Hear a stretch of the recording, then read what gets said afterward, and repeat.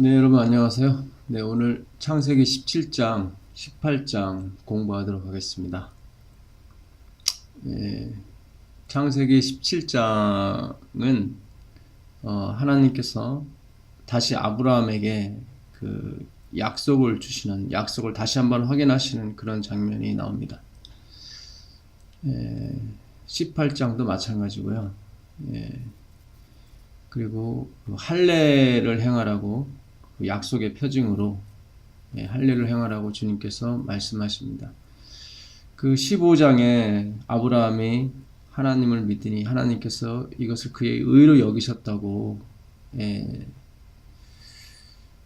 말씀하셨습니다. 그리고 내 자손이 별과 같이 많을 것이다. 이렇게 약속하셨죠. 그리고 16장에서는 아브라함이 그 하갈이라는 첩을 얻어서 이스마엘이라는 그 아들을 낳습니다. 약속의 자녀가 아니었죠. 자신의 힘으로 이룬 그런 자녀였습니다. 그리고 다시 17장에 하나님께서 나타나셔서 다시 한번 약속을 확인하십니다. 17장 1절부터 읽겠습니다. 아브라함의 99세 때에 여호와께서 아브라함에게 나타나서 그에게 이르시되 나는 전능한 하나님이라. 너는 내 앞에서 행하여 완전하라. 내가 내 언약을 너와 너 사이에 세워 너로 심히 번성케 하리라 하시니 아브라함이 엎드린데 하나님이 또 그에게 일러 가라사대 내가 너와 내 언약을 세우니 너는 열국의 아비가 될지라. 이제 후로는 내 이름을 아브라함이라 하지 아니하고 아브라함이라 하리니 이는 내가 너로 열국의 아비가 되게 함이니라. 내가 너로 심히 번성케 하리니 나라들이 내게로 쫓아 일어나며 열왕이 내게로 쫓아 나리라. 내가 내 언약을 나와 너와 네 대대 후손의 사이에 세워서 영원한 언약을 삼고 너와 내 후손의 하나님이 되리라. 내가 너와 네 후손에게 너의 우거하는 이 땅 곧 가나안 일경으로 주어 영원한 기업이 되게 하고 나는 그들의 하나님이 되리라. 우리가 그 아브라함이 하나님을 믿어서 하나님이 그에게 복을 줬다. 이렇게 생각을 하게 되면 결국 아브라함의 믿음이 원인이 돼서 하나님이 아브라함에게 약속을 준 것처럼 되어집니다. 그러나 그 자세히 성경을 연구하게 되면 그렇지 않습니다. 아무것도 모르는 아브라함을 불러내서 그로 믿음이 조상이 되게 주님이 하셨습니다. 2절에 보게 되면 내가 내 언약을 너와 사이에 세워 너로 심히 번성케 하리라. 4절을 보게 되면 내가 너와 내 언약을 세우니 너는 열국의 아비가 될지라. 계속 하나님이 원인이라는 것을 계속 아브라함에게 말하고 있습니다. 6절에도 내가 너로 심히 번성케 하리니 나라들이 내게로 쫓아 일어나며 열왕이 내게로 쫓아 나리라. 계속 하나님께서 내가 7절에도요. 내가 내 언약을 나와 너와 내 대대의 후손의 사이에 세우겠다. 그러니까 그 하나님이 원인이 돼서 세운 언약입니다. 아브라함이 원인이 아니라 아브라함의 행위가 원인이 아니라 하나님의 그 말씀이 원인이 돼서 아브라함이 불러냄을 받았고 믿음의 조상으로 세움을 입은 거죠. 그것의 징표로 하나님께서 할례를 행하라고 말씀하십니다. 그러니까 이 할례도 하나님의 일방적인 언약이었어요. 그 15장에 하나님께서 그 고기 사이로 하나님만이 홀로 지나가시죠. 그것은 하나님께서 이 언약을 이루시고 또 행하실 분인 것을 다시 한번 확인하는 차원입니다. 그러니까 이 할례 행위도 마찬가지예요. 사실은 10절에 보게 되면 9절부터 보겠습니다. 하나님이 또 아브라함에게 이르시되 그런즉 너는 내 언약을 지키고 내 후손도 대대로 지키라. 너희 중 남자는 다 할례 받을 것이라. 이것이 나와 너희와 너희 후손 사이에 지킬 내 언약이니라. 너희는 양피를 베어라. 이것이 나와 너희 사이의 언약의 표징이니라. 그러니까 표징이에요. 이 할례는 그 자체에 힘 있는 것이 아니라 그 언약이 하나님께로부터 출발하였고 하나님이 그 언약을 이루실 분이라는 것을 나타내는 표징이에요. 상징이에요. 그런데 이스라엘 백성은 제사제도도 마찬가지지만 이 할례 자체에 너무 의미를 뒀단 말이죠. 할례에 무슨 권능이 있는 것처럼 생각하고 할례를 행하지 아니하면 그 죄인처럼 여겼죠. 그 이스라엘 역사의 그 제사제도도 마찬가지입니다. 그 양을 잡아 드리는 제사 자체의 의미는 바로 하나님께서 우리를 대신해서 죽으실 것이라는 그것을 나타내기 위한 표징이었지 그 자체에 어떤 희염이 있거나 그 자체에 어떤 권능이 있는 것이 아니었어요. 그런데 이스라엘 백성은 착각을 해서 그 제사를 드리는 것 자체에 너무 큰 의미를 뒀죠. 그래서 십자가를 잃어버린 것입니다. 그래서 자기의 행위, 자기가 제사를 드렸다, 내가 할례를 받았다, 거기에 항상 원인을 뒀기 때문에 항상 보상을 기다렸어요. 그런 것이 아니에요. 우리의 보상은 하나님입니다. 우리의 기업은 하나님이에요. 그러니까 하나님께서 원인이 돼서 모든 일을 하시는 거예요. 그것을 믿으라는 거예요. 그것을.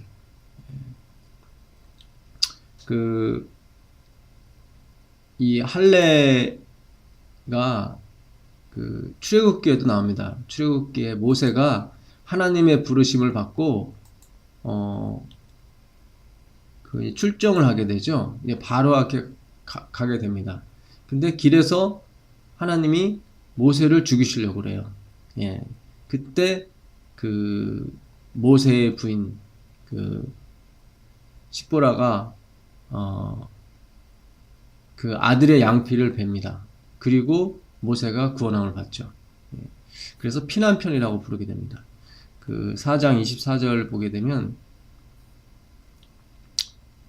4장 24절입니다. 여호와께서 길의 숙소에서 모세를 만나사 그를 죽이려 하시는지라. 십보라가 차도를 취하여 그 아들의 양피를 베어 모세의 발 앞에 던지며 가로되 당신은 참으로 내게 피난편이로다 하니 여호와께서 모세를 놓으시니라. 그때 십보라가 피난편이라 함은 할례를 인함이었더라.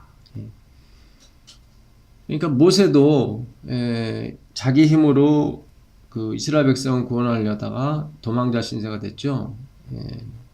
그러다가 이제는 하나님의 부르심을 받고 다시 또 바로에게 가려고 하는데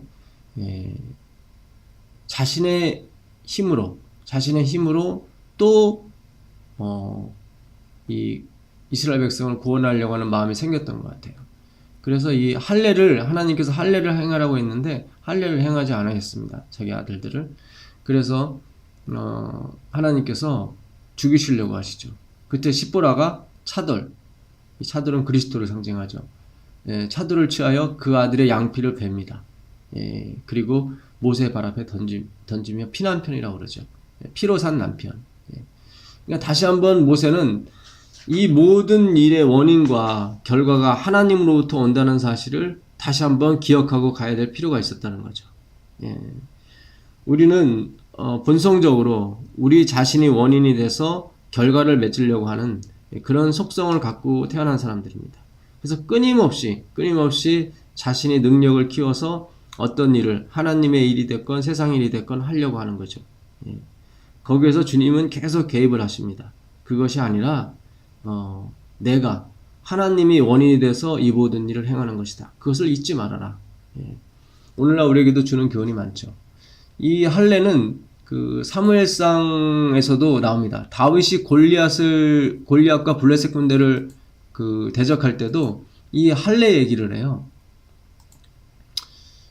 그 군대에 간 형들을 면회하러 갔던 다윗이 그 블레셋의 장군 골리앗이 이스라엘 백성들을 그리고 하나님을 모독하는 그런 언사를 계속합니다. 그러면서 자기를 대항할 자가 있으면 나오라고 계속 부르죠. 근데 그 사울을 비롯한 이스라엘 백성은 그 앞에서 벌벌 떨기만 합니다. 그때 꼬마 17살 된 이 양치기 소년이 이렇게 말합니다. 17장 26절. 다윗이 곁에 섰는 사람들에게 말하여 가로되 이 블레셋 사람을 죽여 이스라엘의 치욕을 제하는 사람에게는 어떠한 대우를 하겠느냐. 할례 없는 블레셋 사람이 누구 간데 사시는 하나님의 군대를 모욕하느냐. 예. 그러니까 이 할례 없는 블레셋 백성, 그러니까 하나님의 약속을 믿지 않는 이 블레셋 백성, 구체적으로 말하면 자신의 힘에 의존해서 사는 사람들, 하나님 없이 사는 사람들, 그런 사람들을 대표하는 것이 할례 없는 블레셋 사람입니다. 할례 없는 블레셋 사람이 누구간데 사시는 하나님의 군대를 모욕하느냐. 그러니까 전쟁은 하나님께 속했다고 다윗이 말해요. 그러니까 블레셋 군대는 자신들의 힘을 의지했습니다. 자신들의 병거와 무기를 의지했어요. 그 중에서 가장 힘센, 가장 능력 있는 사람이 바로 골리앗이었습니다. 키가 3m 가까이 되는 엄청난 거인이었죠. 그런데 사울을 비롯한 이스라엘 군대도 하나님을 믿기보다는 야, 저 능력 있는 사람을 대항할 능력 있는 사람이 우리에겐 없다. 그러면서 다 벌벌 떨고 있었죠. 근데 다윗이 등장했습니다. 키도 작고 아이 같은 다윗이 얘기하기를 할례 없는 블레셋 사람, 할례 받지 못한 블레셋 사람, 하나님이 원인이 돼서 그 능력으로 살아가는 그런 사람이 아닌 자신의 힘과 자신의 능력이 원인이 돼서 살아가는 사람들이 어찌 하나님의 군대와 하나님을 모욕할 수 있느냐. 그럴 수 없다는 거죠. 왜냐하면 모든 세상 이치나 세상 모든 것이 다 하나님이 원인이 돼서 돌아가고 전쟁이 되었건 무엇이 되었건 다 하나님이 원인이 돼서 그것을 승리케 하시고 성공케 하시는 분이라는 거죠. 다윗은 그러한 철저한 할례에 관한 믿음이 있었습니다. 그러니까 이 할례 자체의 의미가 있는 것이 아니라 그 믿음이 있었다는 거죠. 이스라엘 백성들 사울을 비롯한 다른 모든 군대 이 군인들도 다 할례를 받았어요. 할례만 받았지 할례가 주는 그 참 의미를 깨우치지 못했던 것입니다. 그래서 바울은 로마서 2장 28절 이하에 보게 되면 할례는 육체에 하는 것이 아니라 마음에 하는 것이라고 정의를 내립니다. 왜냐하면 이스라엘 백성들이 그 할례 자체 행위에 그것 자체도 인간의 행위로 보고 그것을 의지하며 살았다는 거죠. 내가 할례를 했으니까 그래서 나는 의인이다 이렇게 생각했던 거죠. 그것이 아니라 구원이 됐던 모든 것이 됐던 하나님이 원인이 돼서 그것을 이루시고 그것을 행하실 것이다. 그것이 바울의 믿음이었죠. 28절 로마서 2장 28절 대저 표면적 유대인이 아니요 표면적 육신의 할례가 아니라 그러죠. 그냥 육신으로 할례만 받았다고 그것이 할례가 아니다. 오직 이면적 유대인이며 할례는 마음에 할지니 신령에 있고 의문에 있지 아니한 것이라. 그러니까 할례는 마음에 해야 되는 것이 진정한 할례라는 거죠. 비록 할례는 육체적으로 못 받을지라도 마음적으로 모든 것이 하나님으로 말미암아 이루어졌고 하나님으로 말미암아 그것이 성취될 것이라는 자신에게 있지 않고요. 그런 믿음 자체가 이미 할례를 받았다는 거죠. 그래서 안식일에 우리가 아무 일도 하지 않는 것은 똑같습니다. 그러니까 세상의 이치와 모든 것이 내가 하는 일이 아니라 하나님께서 이 일을 하시는 것이다. 그것을 나타내는 것이 바로 안식일이고 그것을 안식일에 내가 아무 일도 하지 않는 것은 하나님만이 모든 일의 시작이시고 끝이시다. 그것을 믿음으로 표현하는 거죠. 그러니까 안식일도 내가 안식일날 예배 드렸으니까 안식일날 쉬었으니까 안식일날 일 안 했으니까 하나님이 나한테 복을 주실 거야. 물론 이것도 뭐 틀린 얘기가 아니지만 그러나 우리가 진정으로 그 안식일의 시간을 지키는 것도 중요하지만 결정적으로 그 마음에 모든 것이 하나님으로부터 나오고 하나님으로부터 갈 것이다. 그러한 사상이 바로 진정한 안식일이라는 거죠. 그래서 우리는 그런 사상을 나타내기 위해서 우리의 표현으로 아무 일도 하지 않는 것입니다. 예. 그러니까 이게 안식일이 우리를 얽매우고 우리 금지시키는 그런 쪽에 자꾸 행위 위주의 그런 안식일이 되면 안 되고요. 예, 정말 마음에서 우러나오는 정말 하나님만이 우리의 모든 행위의 근원이시며 하나님만이 우리의 모든 원인이 되신다는 것을 잊지 않는 것이 안식일의 참 의미라 생각합니다. 그 구원도 마찬가지죠. 결국 구원을 설명하기 위해서 그러는 건데 구원이라고 하는 것도 우리가 원인이 돼서 나온 것이 아니라 우리가 죄인 되었을 때 우리가 원수 되었을 때 하나님께서 작정하신 대로 돌아가신 거예요. 그래서 우리를 구원하신 거예요. 그래서 그분이 원인이 돼서 구원을 이루신 거예요. 우리에게는 원인은 없어요. 그러니까 우리는 끊임없이 그 원인과 결과의 법칙에 우리 스스로가 매달려서 우리 자신에게 무슨 원인이 생기게 해서 우리가 능력이 있어서 하나님의 일을 하려고 해요. 그렇기 때문에 늘 하나님께 바라는 것이 나에게 능력을 달라고 계속 얘기합니다. 쉽게 말하면 주님 나에게 이 기도를 들어주시고 나에게 이 소원을 들어주신다면 그 다음부터는 제가 다 알아서 하겠습니다. 그것이 우리의 소망이에요, 사실은. 그러니까 그거 자체도 자꾸 자기가 원인이 돼서 뭔가 결과를 맺으려고 하는 거예요. 성경의 핵심은 성경의 경륜은 결코 그렇지 않습니다. 벌써 내가 다 알아서 하겠습니다. 그거는 벌써 자기가 원인이 되겠다는 얘기거든요. 내가 뭔가 할 수 있다는 거거든요. 그렇지 않아요. 이 비밀이 참 큽니다. 왜냐하면 하나님은 보이지 않으시고 우리의 행위만 늘 보이거든요. 우리의 선택과 우리의 노력, 우리의 의지만 보이기 때문에 우리가 자주 속습니다. 이게 우리의 본성이에요, 사실은. 아담이 준 본성인데 우리 스스로 하나님처럼 되고자 하는 욕망이 우리도 모르는 사이에 우리가 갖고 태어나는 것입니다.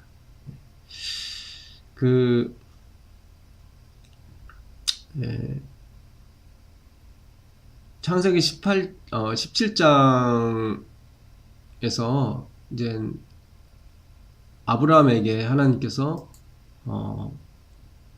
너에게 아들이 있을 것이다. 그랬을 때 아브라함이 그 얘기를 듣고 웃죠. 100세 된 사람이 어찌 아들을 낳겠으며 90세 된 사례가 어찌 아들을 낳겠습니까?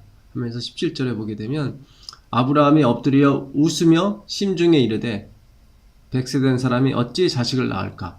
사라는 90세니 어찌 생산하리요? 이렇게 웃습니다. 결국 아브라함이 축복을 받은 것은 번성케 된 것은 그에게 원인이 없다는 거죠. 16장에서 이 아브라함이 이스마엘을 낳는 것을 주님께서 허락하시는 것은 바로 이 축복의 모든 근원이 하나님께로부터 온 것이고 아브라함에게는 원인이 없다는 거예요. 심지어 아브라함이 믿음이 있다 할지라도 그 믿음이 원인이 되지 못한다는 거죠. 절대적으로 아브라함을 부르시는 분은 하나님이라는 거죠. 그 창세기 18장에는 이제 하나님이 천사 둘을 대동하고 나타나십니다. 그래서 그 아브라함이 하나님을 영접하고 이제 음식을 대접하죠. 그러면서 이제 하나님께서 말씀하시기를 사라가 아들이 있을 것이다. 그랬을 때 그 사라가 여기서도 웃습니다. 17장에서는 아브라함이 웃고 18장에서는 사라가 웃어요. 18장 12절 사라가 속으로 웃고 이르되 내가 노쇠하였고 내 주인도 늙었으니 내게 어찌 닭이 있으리요.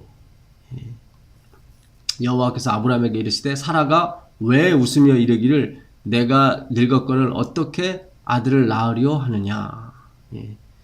여호와께 능치 못한 일이 있겠느냐. 기한이 이를 때 내가 내게로 돌아오리니 사라에게 아들이 있으리라. 그러니까 여기서는 이제는 사라가 웃죠. 그래서 하나님께서 그 아들의 이름을 웃음이라고 지으라고 이삭이라고 지으라고 말씀하십니다. 그러니까 이 얘기는 이 17장 18장에서 이어지는 이 얘기는 그 사라와 그 아브라함에게 결코 원인이 없었다는 거예요. 이삭을 낳게 하는 원인이 없었고 그들에게는 믿음이 없었다는 거죠. 예. 그러니까 이 역설적으로 말씀드리면 그들에게 믿음이 있었다는 얘기는 하나님이 그들에게 믿음을 주셨다는 얘기죠. 예. 그러니까 하나님이 주지 않으시면 결코 우리가 받을 수 없습니다. 요한복음 3장 27절에 그 침례 요한이 그래요.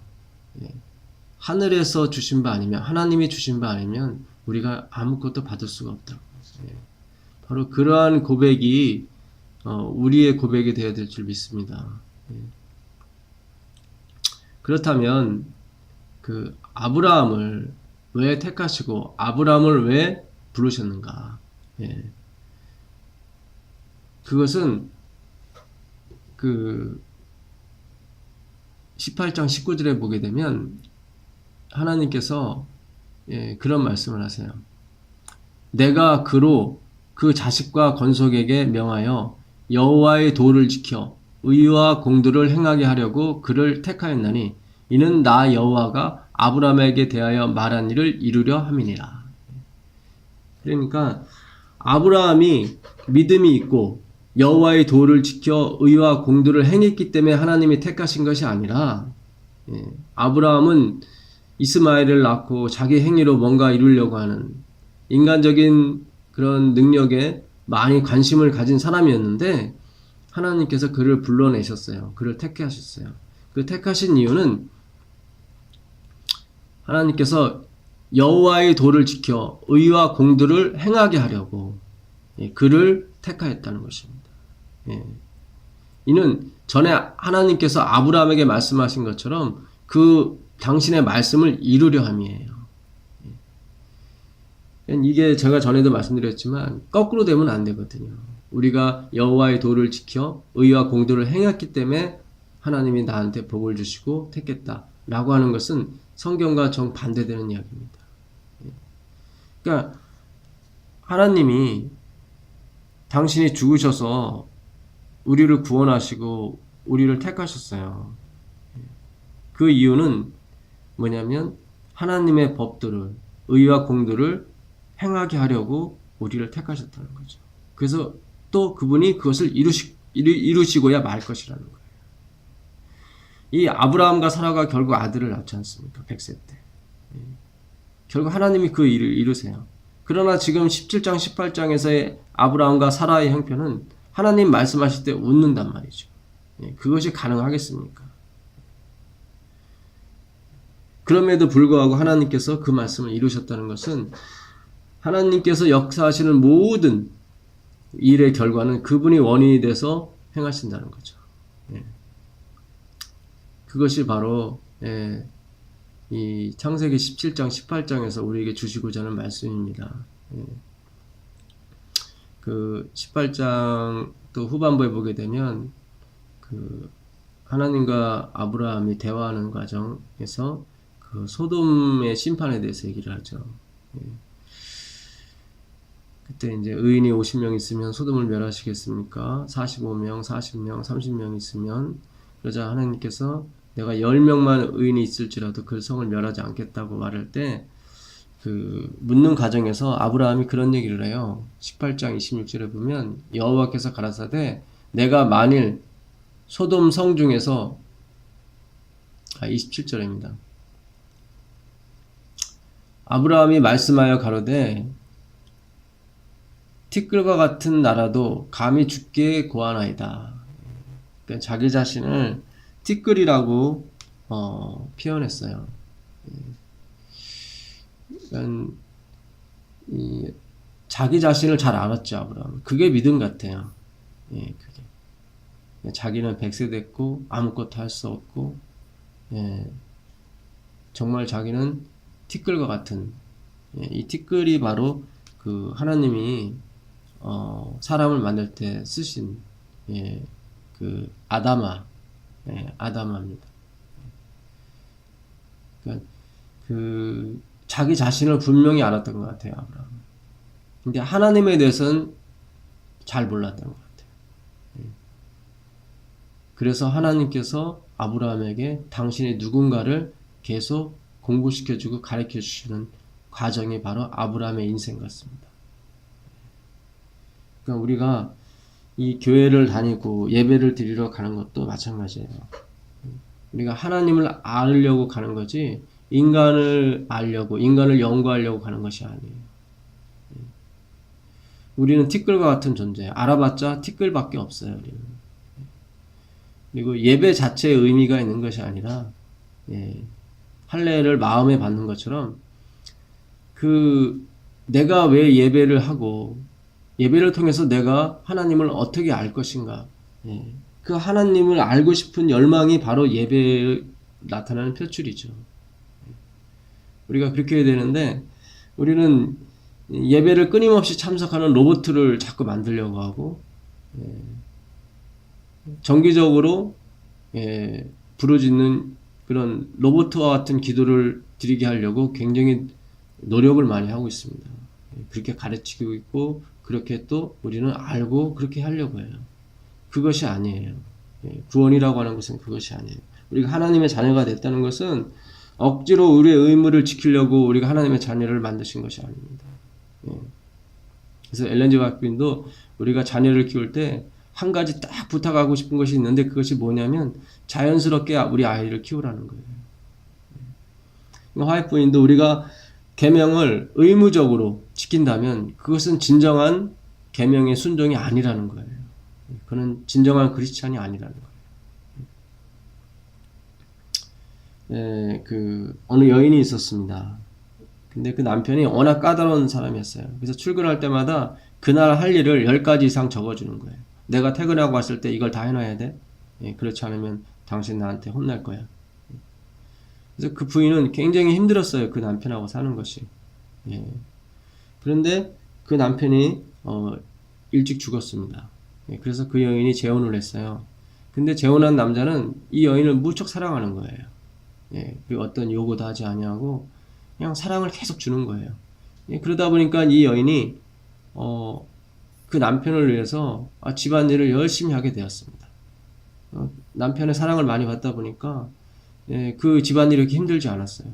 이제 어느 날 자기 옷을 정리하면서 그 주머니에서 쪽지 하나가 나왔어요. 그 쪽지는 그 전 남편이 써줬던 그 10가지 이상의 그 하루에 행해야 되는 그런 요구사항들이었습니다. 근데 그 여인이 그 쪽지를 보면서 놀란 것은 지금 자기가 하고 있는 일은 그 전 남편이 적어준 10가지보다 더 많은 거예요. 근데 그때는 지금보다 더 덜 일했지만 굉장히 힘들었어요. 힘들었는데 지금은 그때보다 더 많은 일을 하면서도 즐겁고 힘들지 않은 거예요. 그것이 바로 하나님이 우리에게 주시는 사랑이에요, 사실은. 그러니까 사탄이 너무 많이 우리를 변질시켰고 하나님에 대한 오해를 많이 생겨나게 만들었습니다. 심각한 오해예요. 하나님을 너무 몰라요, 우리가. 그렇기 때문에 자꾸 종교 행사나 종교 의식에 자꾸 우리가 이 로봇처럼 만들게 하려고 합니다. 그 예배라든가 그런 기도, 그런 종교 행사라는 것이 나쁜 게 아니에요. 진정한 의미, 하나님에 대한 사랑을 깨우치게 되면 정말 우리에게는 기쁨이 되고 너무 좋은 행사인 것입니다. 그 여인이 그 남편을 위해서 일할 때 얼마나 즐거웠겠어요. 인간이 원래 속성 자체가 자신의 힘으로 무언가를 이루려고 하는 속성을 가지고 있기 때문에 끊임없이 인간은 노력을 하고 꿈을 가지고 소망을 가지고 수련을 해나갑니다. 근데 그 가운데 성공하는 사람 별로 없죠. 그러다 보니까 인간은 이제 종교를 찾게 되는 거예요. 그러니까 종교의 힘을 빌어서 자신의 소원을 이루려고 하는 거죠. 그러다 보니까 그 종교에 충성을 다하게 되는 것입니다. 이것도 원인과 결과의 법칙에 매어달리는 거죠. 그래서 자기가 이루지 못하는 것을 종교의 힘을 빌려서 이루고자 하다 보니까 그 종교 행사라든가 종교에 굉장히 헌신을 많이 해요. 끊임없이 예배에 참석한다든가, 끊임없이 기도한다든가, 그렇게 해야만, 그리고 내가 헌금을 많이 자주 드려야, 그런 기도의 응답을 받을 것이라고 생각하기 때문에 거기에 많이 치우쳐 있어요, 사실은. 그래서 우리가 하나님을 잘 모르는 것입니다. 그리고 하나님의 참사랑을 깨닫지 못하고 이 거래 관계로 종교를 가지게 되는 거죠. 그러니까 그분이 누구인가를 대해서는 공부를 하지 않아요. 그냥 내가 얼마만큼 충성하고 헌신하에 따라서 나의 소원도 이루어질 것이다. 나도 능력이 있을 것이다. 능력 있는 사람이 될 것이다. 거기에만 포커스가 맞춰져 있는 거죠. 오늘날 기독교에 그런 사상이 너무 많이 팽배되어 있습니다. 사실은. 에베소서 1장을 가보시면 에베소서 1장 3절입니다. 1장 3절부터 6절까지 보시면 찬송하리로다. 하나님 곧 우리 주 예수 그리스도의 아버지께서 그리스도 안에서 하늘에 속한 모든 신령한 복으로 우리에게 복 주시되 곧 창세전에 그리스도 안에서 우리를 택하사 우리로 사랑 안에서 그 앞에 거룩하고 흠이 없게 하시려고 기쁘신 뜻대로 우리를 예정하사 예수 그리스도로 말미암아 자기의 아들들이 되게 하셨으니 이는 그의 사랑하시는 자 안에서 우리에게 거저 주시는 바 그의 은혜의 영광을 찬미하게 하려는 것이라. 그러니까 바울은 이미 창세 전에 아브라함을 부른 것처럼 우리를 부르셨다는 거예요. 그래서 찬송이 먼저 나오는 거예요. 우리가 세상 사람과 속성이 방불한데도 불구하고 우리가 하나님께 은혜를 받았다는 것은 실로 찬송할 만한 일인 거죠. 근데 그걸 그리스도 안에서 우리에게 택하셨다는 거예요. 그래서 이 그리스도 안에서 우리를 택하셨다는 것은 예수님이 모든 것의 원인이 되신다는 거예요. 우리에게 있어서. 그리스도 안에서 우리를 택하사 우리로 사랑 안에서 그 앞에 거룩하고 흠이 없게 하시려고. 그러니까 우리가 거룩하고 흠이 없어 택하신 게 아니라 죄와 얼룩을 묻은 우리를 택하사 그 사랑 안에서 그 앞에 거룩하고 흠이 없게 하시려고 우리를 택하신 거예요. 그 기쁘신 뜻대로 우리를 예정하사 예수 그리스도로 말미암아 자기의 아들들이 되게 하셨어요. 그러니까 자녀 관계를 만드신 거죠. 누구 안에서요? 예수님 안에서. 예수님이 원인이 돼서. 이는 그의 사랑하시는 자 안에서 우리에게 거저 주시는 바 그의 은혜의 영광을 찬미하게 하려는 것이다. 그 9절 보시면 10절 보겠습니다. 11절이요. 모든 일을 그 마음의 원대로 역사하시는 자의 뜻을 따라 우리가 예정을 입어 그 안에서 기업이 되었으니 이는 그리스도 안에서 전부터 바라던 우리로 그의 영광의 찬송이 되게 하려 하심입니다. 그러니까 하나님이 우리를 이미 창세전에 작정하셨어요. 구원하시려고. 왜요? 거룩하고 흠이 없게 하시려고. 그리고 그렇게 해서 자기의 아들들이 되게 하시려고 우리를 택하신 거예요. 그러니까 놀라운 거예요. 이거는 정말 복음이에요. 우리가 행위가 원인이 되지 아니하고 하나님이 원인이 됐다는 거죠. 바로 그 대표 케이스가 바로 아브라함인 거예요. 그래서 이 창세기는 아브라함이 자신의 능력으로 아들을 낳고 하는 것을 허락하신 거예요. 자기가 어떤 존재인가를 깨닫게 하기 위해서. 그럼에도 불구하고 하나님이 그에게 약속을 지키시고 약속을 행하셨다는 거죠. 그것의 참 의미가 할례인 거예요.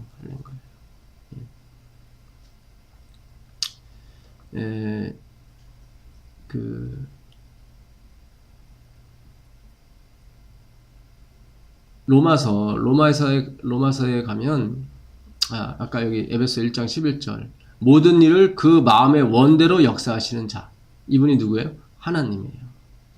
그 뜻을 따라 우리가 예정을 입었어요.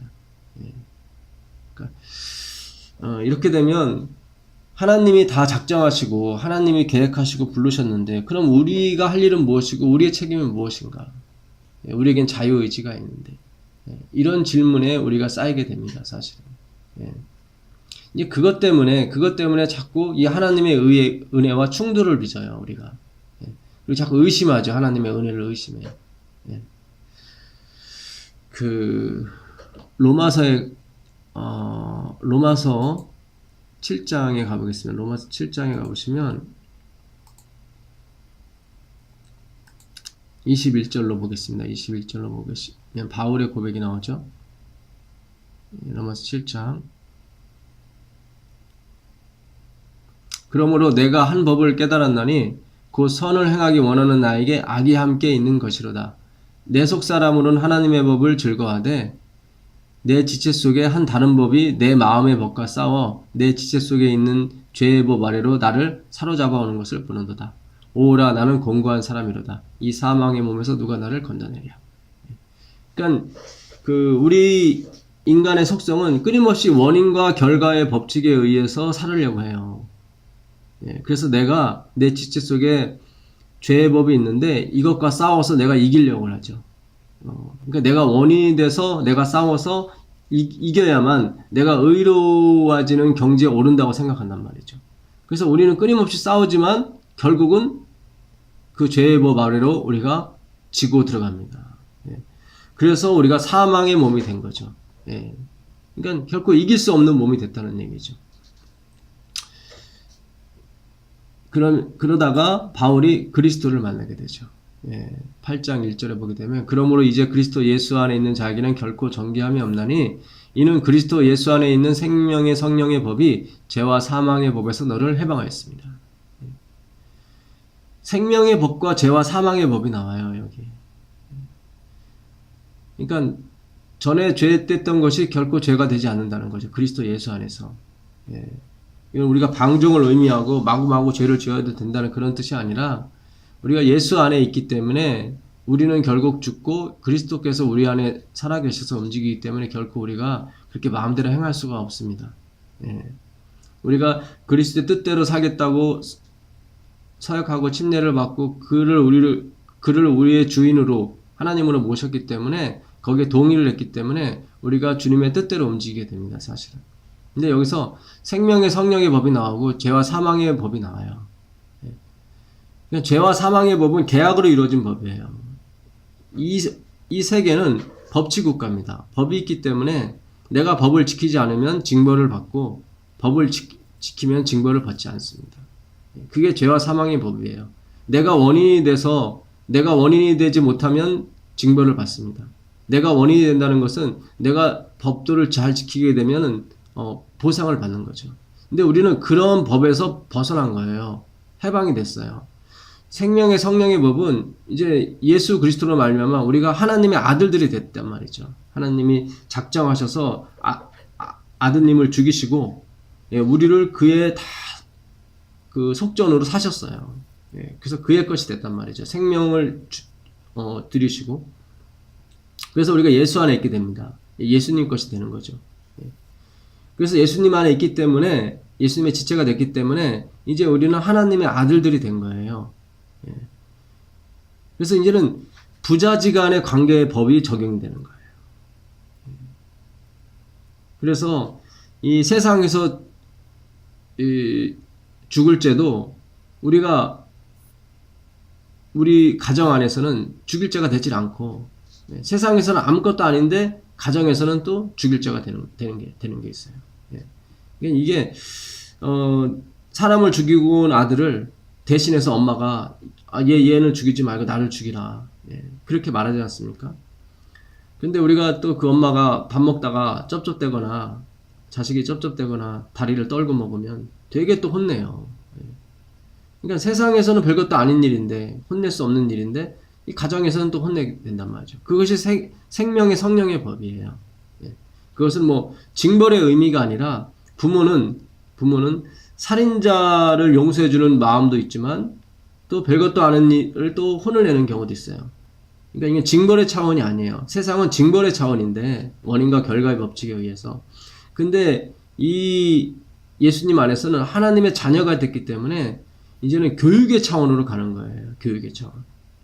부모의 마음을 깨닫고 부모의 마음을 전수받기를 부모는 원하는 거죠. 그런 차원에서 이게 모든 것이 이루어지는 거예요. 그 히브리서 12장 7절을 가보시면 히브리서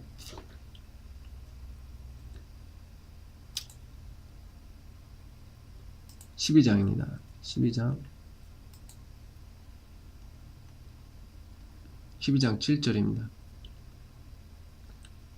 너희가 참음은 징계를 받기 위함이라. 하나님이 아들과 같이 너희를 대우하시나니 어찌 아버지가 징계하지 않는 아들이 있으리요. 징계는 다 받는 것이거늘 너희에게 없으면 사생자여 참 아들이 아니니라.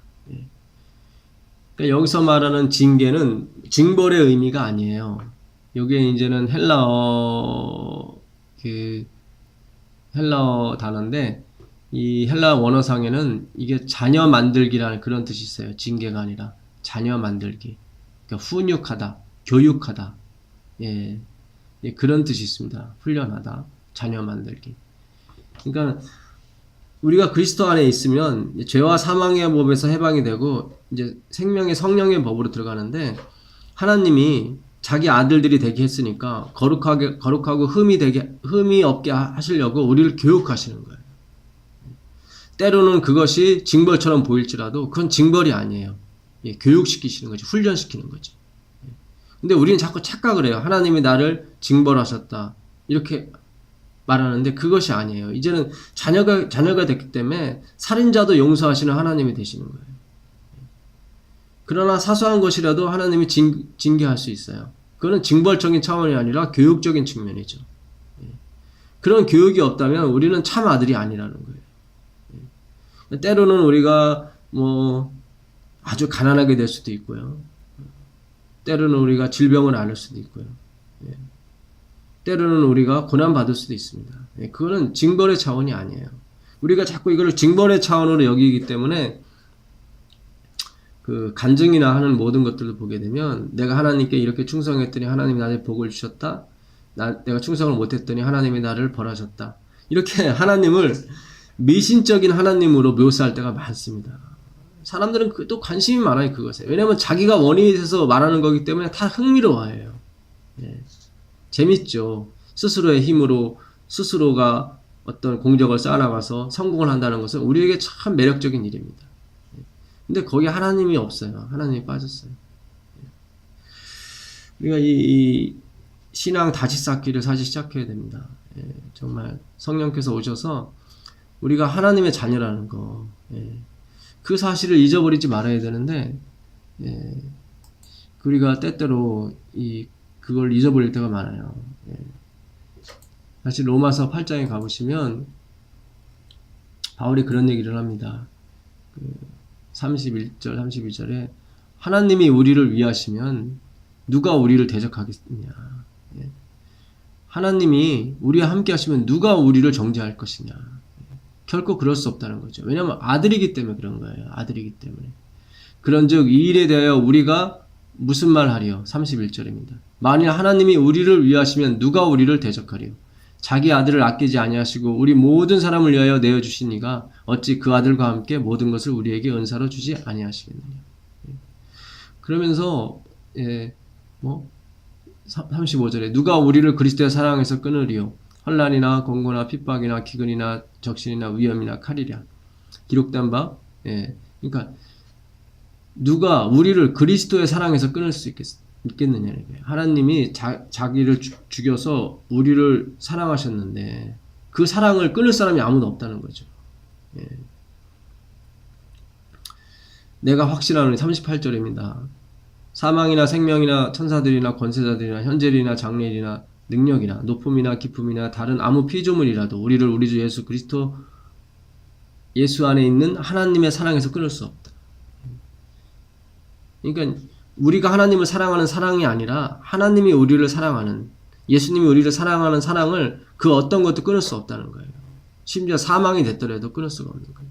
그러니까 취소될 수 없는 구원이라는 거예요. 이거는 우리가 한번 자녀를 낳으면 영원히 우리의 자녀가 되는 거지, 어떤 일을 잘못했다고 해서 호적에서 파거나, 심지어 호적에서 판다고 해도 내가 그 자식을 낳은 사실이 없어집니까?